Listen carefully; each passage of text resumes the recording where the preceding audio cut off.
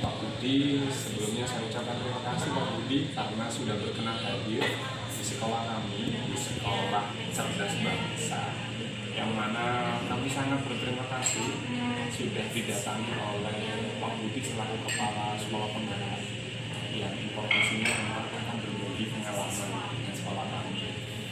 Ya, Pak Budi, perkenalkan, sekolah saya itu sekolah SMA Cerdas Bangsa. Sekolah saya itu seperti yang sudah Bapak lihat di tadi pada saya datang ke sekolah kami lagi. Jadi permasalahannya mungkin tidak juga dengan sekolah-sekolah yang lain, tapi saya mungkin lebih fokus bahwa sekolah kami itu ingin mendapatkan banyak ilmu dari panjenengan tanpa kami di sekolah menemukan cerita bahwa anak-anak itu semakin hari karena efek samping teknologi dan yang lain itu anak-anak itu mengalami proses kadang tiba-tiba anak-anak itu rame, kadang tiba-tiba agresif, kadang tiba-tiba seperti terlihat tertekan. Sedangkan sekolah itu kan berfungsi bertanggung jawab untuk menciptakan kenyamanan buat anak-anak. Jadi setelah saya coba konsultasi dengan pihak psikolog yang dimiliki oleh sekolah, ternyata anak-anak kami itu harus lebih banyak diberikan layanan psikolog seperti itu. Jadi itu Pak Budi yang ingin kami diskusikan, yang ingin kami ceritakan. Semoga Pak Budi mungkin menemukan pengalaman-pengalaman selama mengikuti program yang sudah ditentukan oleh pemerintah itu. Semoga kami nanti bisa mendapatkan informasi-informasi baik. Begitu Pak Budi. Gimana harapannya, atau ada pengalaman-pengalaman yang berkaitan dengan psikologi seperti itu? Terima kasih Pak Selamat. Pengalaman saya Pak Selamat memang anak-anak itu memiliki latar belakang yang berbeda-beda. Ya. Di secara psikologis pun juga berbeda-beda. Nah, cuman pengalaman saya pertama itu adalah mensaktifkan dari teman-teman itu dari bimbingan konseling sekolah. Ya. Nah, kemudian juga teman-teman bimbingan konseling sekolah itu juga saya sebagai pimpinan juga minta supaya dia itu hanya belajar dari orang-orang luar, karena kita di sekolah saya itu sebagai sekolah penggerak itu ada istilah dengan ABCD, Asset Based Community Development. Jadi pengembangan aset itu berdasarkan komunitas masyarakat sekitar dan sebagainya. Nah, jadi untuk memberikan layanan yang baik, maka guru-guru kami mulai dari BK itu kami minta untuk bagaimana guru-guru itu mendalami masalah-masalah psikologis, sehingga kami mendatangkan psikologi dari luar, psikolog dari luar, dan kemudian aktivitas psikologi itu melalui kegiatan IHD ya, itu melaksanakan semacam coaching kepada teman-teman guru kami, sehingga teman-teman guru kami itu bisa melaksanakan tugas di rumah. Begitu mereka melihat pada saat melaksanakan tugas baik dalam hal kegiatan KBN, begitu melihat gejala-gejala ini, pertama mereka itu bisa menyelesaikan.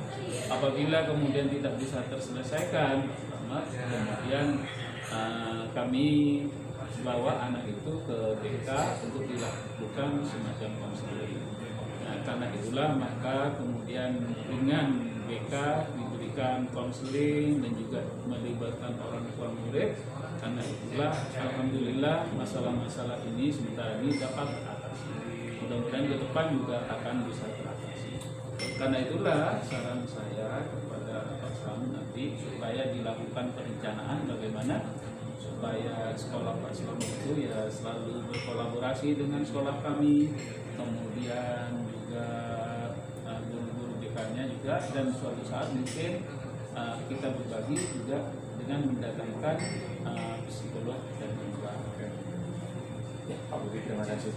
Berarti kalau saya tadi bisa simpulkan untuk keterkaitan cara peningkatan kompetensi guru dalam peningkatan pemahaman psikologis perkembangan anak, tadi melibatkan konseling, kemudian mengadakan coaching ya Pak ya, untuk guru-guru. Permasalahan yang kedua ini kalau tadi kan gurunya nih Pak, gurunya sudah selesai ya, anggap saja bahwa ada coaching, ada kita berkolaborasi mengundang narasumber sehingga menguatkan pemahaman mereka. Ini ada poin yang kedua, apa yang bisa sekolah kami adakan untuk menguatkan atau menyiapkan panggung nih buat anak-anak. Anak-anak itu kan biasanya kalau mereka diberikan satu panggung, kemudian mereka itu dikasih kesempatan untuk menunjukkan kreativitas atau karya atau apapun itu yang tujuannya untuk meningkatkan karakter. Kami itu pengen melihat bagaimana karakter mereka dalam kreativitas dan kemandirian. Kira-kira biasanya kalau di sekolah penggerak ini apa nih Pak, kegiatan apa yang bisa dilakukan untuk menjadi solusi alternatif untuk fasilitasi anak-anak dalam penguatan karakter ini? Kira-kira apa nih? Kalau saya boleh tahu. Nah, pengalaman kami Pak Slamet di sekolah penggerak itu, kegiatan-kegiatan itu dilaksanakan melalui kegiatan intrakurikuler, ya, melalui pembelajarannya. Bahwa roh utama dari pembelajaran di sekolah penggerak itu antara lain adalah pembelajaran dilaksanakan dengan cara berkolaborasi. Sehingga dengan cara berkolaborasi itu anak-anak bisa berdiskusi, kemudian menemukan kemandiriannya untuk memecahkan masalah-masalah sendiri. Kemudian ada juga unsur-unsur sosialnya, mereka yang lebih bisa itu membantu temannya yang tidak bisa menjadi bisa. Jadi masih dalam ruang pembelajaran ya tadi ya. Pembelajaran tapi mereka bisa bekerja sama dengan teman yang lainnya dalam mengerjakan materi-materi. Betul. Ya, ini menyelesaikan itu. Jadi pembelajarannya menitikkan kepada pembelajaran kolaborasi. Kemudian juga melalui kegiatan-kegiatan ekstrakurikuler, di mana kegiatan-kegiatan ekstrakurikuler itu juga sangat meningkatkan juga pada kegiatan-kegiatan kerja kelompok. Contoh misalnya seperti pramuka. Nah, kemudian juga yang kedua misalnya seperti kegiatan-kegiatan olahraga, basket, futsal, itu kan juga merupakan kegiatan-kegiatan kelompok, ya, penguatan karakter. Kemudian yang ketiga itu juga melalui kegiatan-kegiatan P5. P5 itu apa itu Pak? Penguatan profil pelajar Pancasila. Proyek penguatan profil pelajar Pancasila. Nah, di sana juga yang sangat ditekankan pada P5 itu adalah kegiatan kolaboratifnya. Bagaimana dia mencapai suatu tujuan.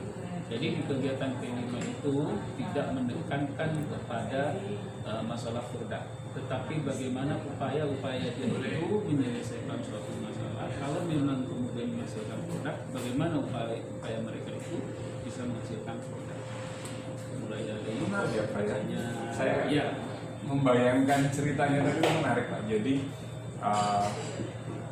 berarti saat ini yang harus sekolah kami lakukan adalah perencanaan tadi ya Pak ya? Ya. Kita perencanaan dulu. Ya, jelas. Nah, kemudian cara yang tepat itu adalah melalui perubahan budaya sekolah. Jadi ada 4 jadi tadi Pak Slamet menyampaikan memang harus ada suatu kegiatan yang dimulai dari suatu perencanaan. Jadi langkah selanjutnya saya membuat perencanaan, kemudian mungkin Bapak berkenan ya mendampingi kami ya Pak ya untuk mewujudkan kegiatan tadi, karena memang kami kalau tidak berkolaborasi, tidak bertemu dengan panjenengan, paling tidak kami harapannya memang bisa menemukan banyak hal dan mengikuti apa yang jadi transformasi ya.